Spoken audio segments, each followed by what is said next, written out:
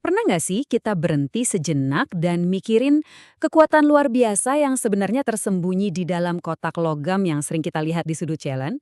Itu tuh monster metal yang isinya listrik, jantung dari kehidupan modern kita semua.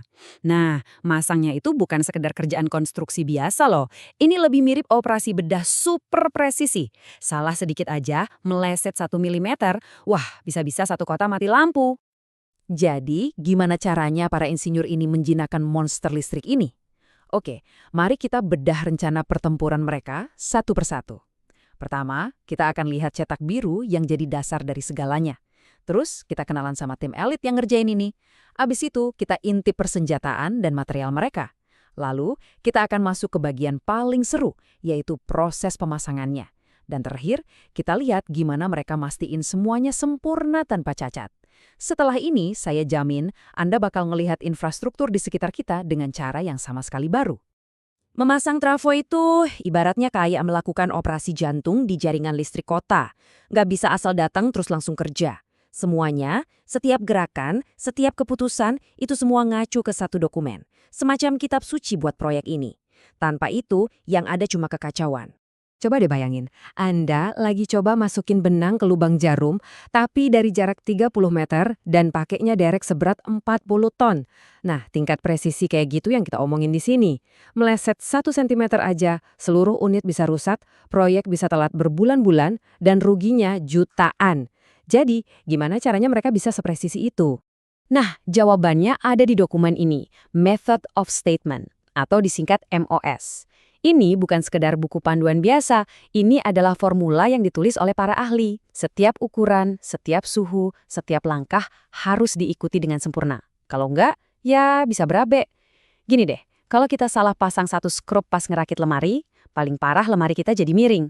Nah di sini, salah satu baut aja bisa jadi bencana besar. Tapi, ya cetak biru paling sempurna di dunia pun cuma bakal jadi selembar kertas kalau nggak ada orang-orang yang bisa mewujudkannya. Sekarang, yuk kita kenalan sama para dalang di balik operasi presisi ini. Ini bukan pekerjaan buat sembarang orang loh. Kira-kira butuh berapa orang buat pasang satu trafo? 5? 10? Bukan. Coba tebak lagi. Lebih dari 25 orang. Gila kan? Ada insinyur listrik, ahli mesin, operator derek, petugas keselamatan, dan masih banyak lagi. Masing-masing punya peran super spesifik dan super penting. Ini tuh udah kayak tim pit stop Formula 1, tapi bedanya mereka nggak ganti ban dalam 2 detik, tapi menangani peralatan bertegangan tinggi selama berjam-jam. Di posisi paling puncak ada manajer proyek. Dia ini konduktor orkestranya. Dialah yang mastiin setiap instrumen dimainkan di waktu yang tepat dan harmonis. Semua tanggung jawab ada di pundaknya. Kalau ada apa-apa, dialah orang pertama yang dicari. Di dunia di mana listrik ribuan volt ketemu sama baja bertonton, keselamatan itu bukan pilihan, tapi segalanya. Disinilah peran petugas keselamatan. Mereka bukan cuma negakin aturan, mereka itu kayak malaikat pelindung di lokasi. Mereka bisa melihat bahaya, bahkan sebelum bahaya itu muncul. Dan tentu saja ada para pahlawan di lapangan, para teknisi dan pekerja terampil. Mereka ini otot dan otaknya proyek yang mengubah diagram rumit di kertas jadi kenyataan yang berfungsi. Tangan mereka mungkin kotor, tapi insting mereka tajam. Mereka bisa ngerasain torsi yang pas di sebuah baut atau denger suara mesin yang nggak beres. Keahlian yang nggak bisa diajarin di buku manapun. Oke, tim impian udah siap. Sekarang, ayo kita intip isi kotak peralatan raksasa mereka. Apa aja sih yang mereka butuhin buat menaklukkan misi ini? Oke, sebelum kita lanjut, kita harus bedain dulu nih. Ada yang namanya material, ada juga peralatan. Biar gampang, bayangin aja kayak bikin kue. Material itu tepung, gula, dan telur. Bahan-bahan yang bakal jadi bagian dari kuenya. Nah, peralatan itu mangkok, mixer, dan oven. Alat-alat yang kita pakai buat bikin kuenya. Yang satu jadi produk akhir, yang satunya lagi enggak. Kita mulai dari materialnya. Tentu bintang utamanya ya si trafo itu sendiri. Tapi para pemain pendukungnya juga nggak kalah penting. Ada bantalan neoprene, anggap aja ini kayak sepatu lari yang empuk buat si trafo. Fungsinya buat ngeredam getaran biar fondasinya nggak rusak. Terus ada baut jangkar. Nah ini otot-ototnya. Baut inilah yang mengunci si monster ini ke tanah dengan kekuatan yang luar biasa. Sekarang kita lihat peralatannya. Di satu sisi kita punya kekuatan super besar. Derek 40 ton yang bisa ngangkat rumah kecil. Di sisi lain, kita punya presisi yang super halus, kunci torsi yang bisa ngukur kekuatan sampai ke satuan Newton meter terkecil. Ini perpaduan sempurna antara kekuatan monster dan kelembutan seorang seniman. Oke, aktornya udah ada. Propertinya siap, panggungnya juga. Sekarang, showtime! Mari kita lihat naskahnya. Urutan langkah-langkah presisi yang harus diikuti dengan sempurna. Nggak ada ruang buat improvisasi. Prosesnya bisa kita bagi jadi 3 babak. Babak pertama, pra-perencanaan, di mana setiap detail direncanain di atas kertas.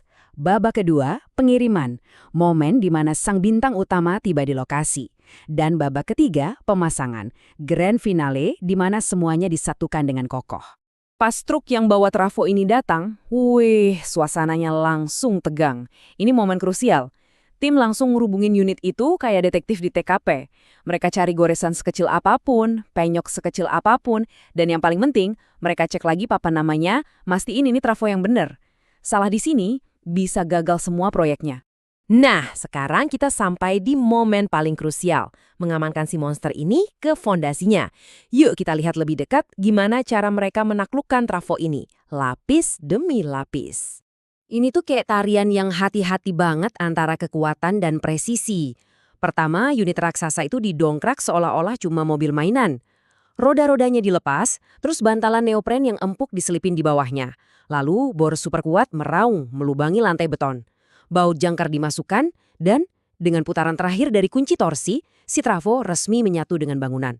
Gak bakal geser, bahkan 1 milimeter pun. Jadi, trafo udah kepasang, baut udah kencang. Selesai kan? Tunggu dulu, salah besar. Kerja fisik mungkin udah kelar, tapi pertempuran di atas kertas baru aja dimulai. Setiap langkah, setiap pengecekan, setiap keputusan, semuanya harus ada catatannya. Jejak kertas ini semacam jaring pengaman mereka, bukti mutlak kalau pekerjaan ini dilakukan sesuai standar tertinggi. Ini adalah jaminan kualitas mereka di atas kertas. Jadi, lain kali pas kita nyalain lampu atau nge-charge handphone, coba deh ingat-ingat sebentar soal trafo yang diam-diam ada di dekat kita. Pikirin tim yang masangnya, presisi yang dibutuhkan, dan jaringan tak terlihat yang menghubungkan kita semua. Dunia modern kita ini ternyata dibangun di atas fondasi presisi dan perencanaan yang kayak gini, tersembunyi tapi selalu ada di depan mata kita.